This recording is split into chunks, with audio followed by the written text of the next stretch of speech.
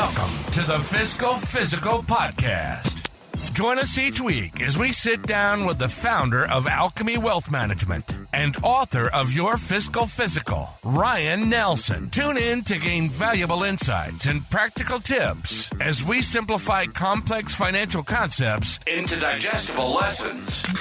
From budgeting to retirement planning, this podcast is your go-to resource for mastering financial literacy. Welcome, everybody, to this week's episode of the Fiscal Physical Podcast. My name is Aaron. I am joined here by Ryan and Ryan Nelson, the founder of Alchemy Wealth Management. And Ryan, if I'm not mistaken, at the time you guys, everyone will be listening here, we'll be at New Year's Eve, if I'm not mistaken. I do believe so. Yeah, we're final podcast of the year. Yeah, hopefully at this point we made it. That would be great. But if you're listening to this, welcome to 2025 tomorrow. And can't believe those words are funny to say to me because I think about like 2000. Like I still remember like the idea of like it changing from the 1990s to 2000. Y2K. Not very, Y2K. The whole thing with that. Now we're 25 years later than that. So sure. Kind of wild to think about. But on that note, how are you, Ryan? I'm doing really well. How about yourself? I'm feeling old, man. Now that I said that, I'm feeling kind of old, like overall. But doing good, feeling good, feeling great. But today we're going to talk about modern portfolio theory. Love a good theory to talk about here, and I saw it was a topic that you covered in your book, Your Fiscal Physical, 7 Keys to Becoming Financially Fit. Find that book on Amazon. So you dedicated a piece to that in your book. So I just kind of want to let you talk about that and see why you think it's relatively important or was important to cover in your book. Sure. Yeah. So modern portfolio theory, I'd say, is probably one of the most technical things we included in the book. Mm-hmm. It is pretty. It can get a little bit nerdy. I even held most of the math out of the book, but this really is like a mathematical, like financial principle. And so, for purposes of today's podcast, I'll probably leave like as much, if not all, of the math out of the conversation again. Sure. I think probably only me and maybe one other listener would even care about it. Mm-hmm. And it's not me. Yeah, no. And the reality is that doesn't come across a podcast very, very well. But so modern portfolio theory. So there is an American economist named Harry Markowitz, and so you may have heard Markowitz before, but he's the one that sort of coined this theory. And he did win a Nobel Prize. So, I mean, this, the world found this to be important. Mm-hmm. So certainly, I suppose if it's important enough to win a Nobel Prize, it's important enough to put in Your Fiscal Physical. Absolutely, yeah, you would think so. Yeah, that's my threshold. I love it. That's got to be you got to win a Nobel Prize to be featured in Ryan's book. So keep that in mind. But so I'd say overall, it's very, very. It was a very, very important theory. It has now. It's like most things, right? What once was innovative is now like table stakes or standard practice. And so, I give the example like Sir Isaac Newton was like the greatest maybe mathematician of all time. He, I think, is the father of modern calculus. Mm-hmm. And so like he spent his entire life figuring out and developing calculus. Now they teach that to like ninth graders. Right. Yeah. Right. Yeah. But it's like way different, like figuring this stuff out in the like practical world versus then just like regurgitating it in a textbook and absorbing it. Right. And I'd say most like ninth graders and 10th graders don't actually understand calculus. They can perform calculus. They don't actually understand calculus. Mm-hmm. Right. And I'd say largely this is sort of similar. The modern portfolio theory, while it won a Nobel Prize,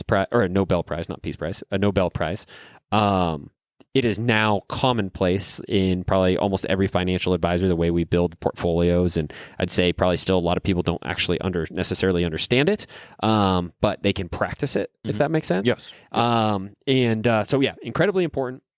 I would say there's kind of 2 takeaways that I wanted to focus on in this podcast. And one is the concept of diversification. So most people have heard of diversification.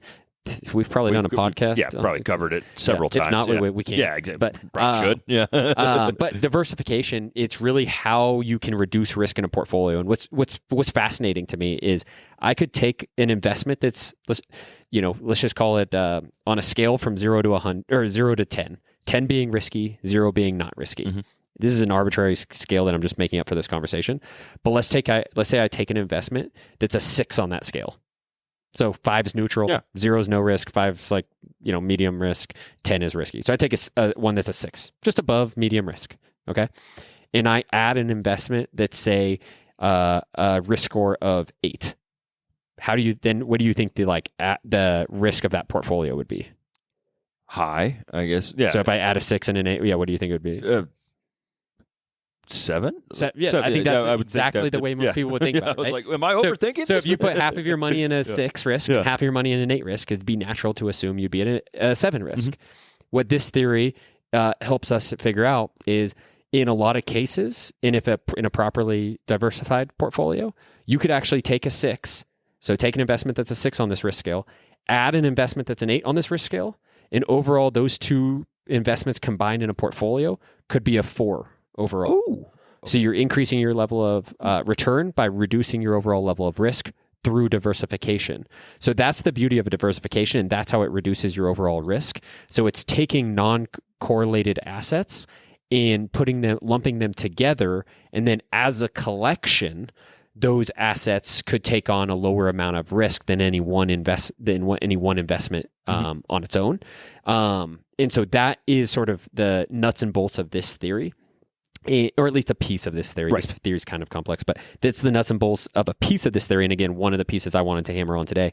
But so it is diversification. It's how diversification works, and how diversifying your portfolio can help reduce risk overall. It's a cool concept. Most people don't think about, in exactly what you said. I think 99.99% of the population, probably even most financial advisors, would say exactly answer that same question exactly the way you did. But it's an interesting piece to kind of think about, because I think we have talked about like diversification, or covered the relatively a topic of it, like on earlier episodes and such too. But thinking about like, well, if I could take a 6 and an 8, but if they're different, like then I could, if say 6 tanks or whatever, I still have 8, like, or if something drops a little bit, like goes up a little bit too. And like, just having that. Yeah. I mean, the people talk about, there's a saying that I'm just forgetting. I just had in my brain. I was going to sound really smart, but it was about a diversifying or something like that. Like I can't remember what it is now, but it was great. Just think of it. It's good. No, I believe you. Yeah. Everybody should.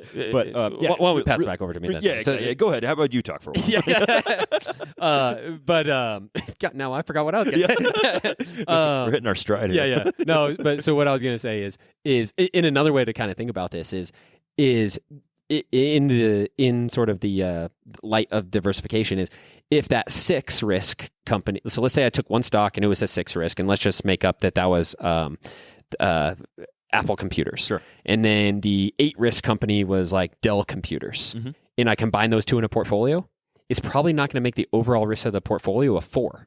Because those two companies are very probably similar. I'm guessing that Dell and Apple respond to the market in similar ways.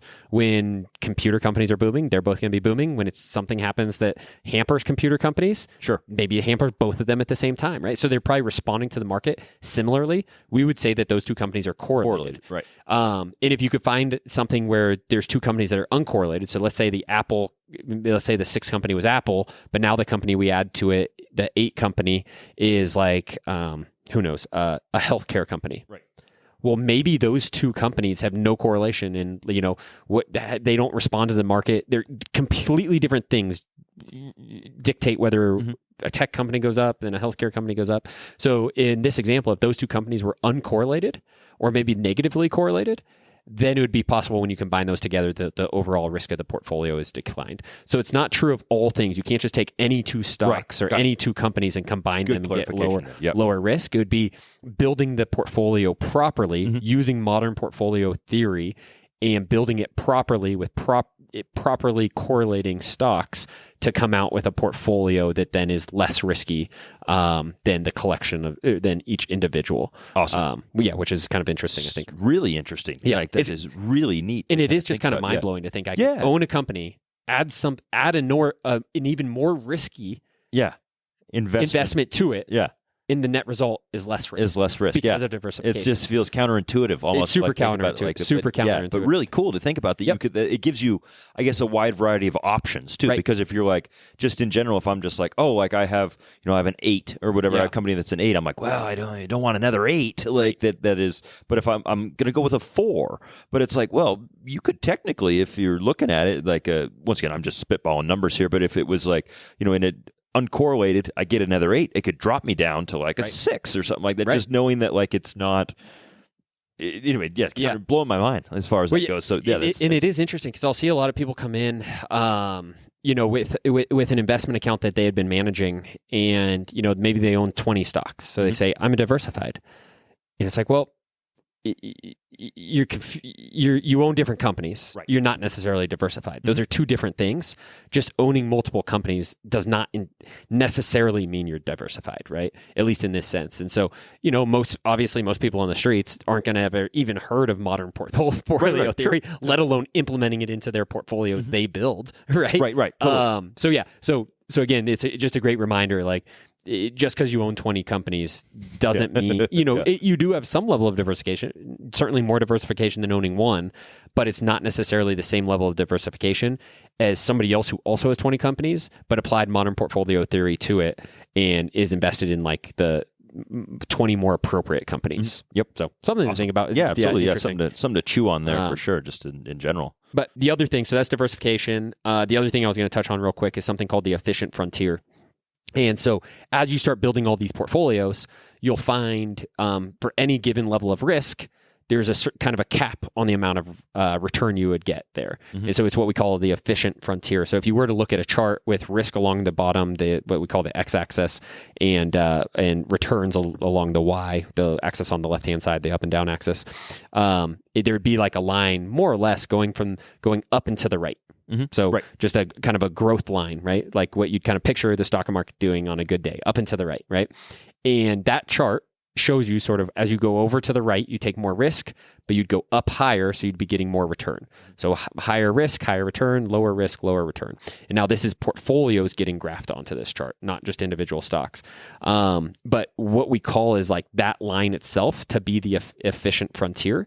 And so that is sort of this risk and reward principle. I think people talk about it all the time. They don't necessarily understand it or where it came from. It really came from like these principles. But so that correlation between risk and return largely has to do with boils down to nuts and bolts of this theory. And so the more risk we take, the higher return we can expect to get. The lower risk we take, the lower expected return we can expect to get.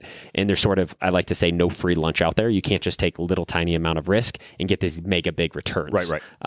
That would be in violation of the modern portfolio theory. Now, this is just a theory, but it's seemingly it won a Nobel Prize. Yeah, exactly. It seems like it's relatively safe to assume it was vetted at some point, but always exceptions to rules or theories and such out there for sure. But great conversation. That really got me thinking, because when I came into this, I Googled this and I was just like, sure, a ton of math. It came up. I was like looking at the calculations and the formulas and stuff, and I'm just like, all right, how do we break this down? And obviously there's more than what we're just talking about right now, but it is something to kind of just give that little glimpse of what it is and kind of how it, how to use it, or just if you're more interested in that, check it out for sure. I Absolutely. Can probably dive into that quite a bit. So excellent. Well, appreciate it, Ryan. We'll go ahead and take a pause here and be back on the other side of this. Awesome. And now to put the personal in personal finance. All right, everybody. Welcome to this side of the Fiscal Physical Podcast. I'm here with Ryan still. Ryan, last week we talked about the, our what we thought was one of the coolest our coolest inventions, things that we really enjoyed that were brought into our lives here. So, I was thinking about this when we were outlining this episode, and I'm curious to see what you think the world or the future is going to look like in 20 years. Like very hard question to ask. I feel like when we watch movies from the 80s and they talked about, the 2000s will have flying cars and everyone will be going around and like we'll have, no issues, whatever. And we still have those issues, healthcare, all these different things. We're running out of stuff. If you depending on what you believe. But I'm curious what you think. what the world looks like in 20 years? Yeah, I think it's so hard to answer. I think it's like unfathomable. Yeah. Word. Yeah. I'm not sure I even pronounced the word, but nah. yeah, I think it's just incredibly hard to like think.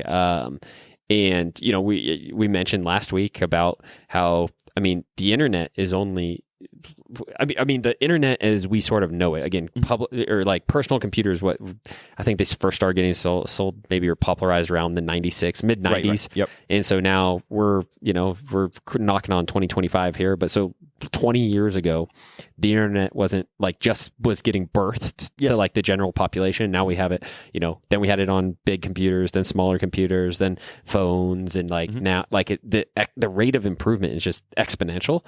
And so I truly believe like with AI and like, it's going to be a world we can't really like understand or like today looking back, it's going to be hard. And we also gave that example, or that I butchered that example last week, but about, you know, people were alive where they were horse and buggying it.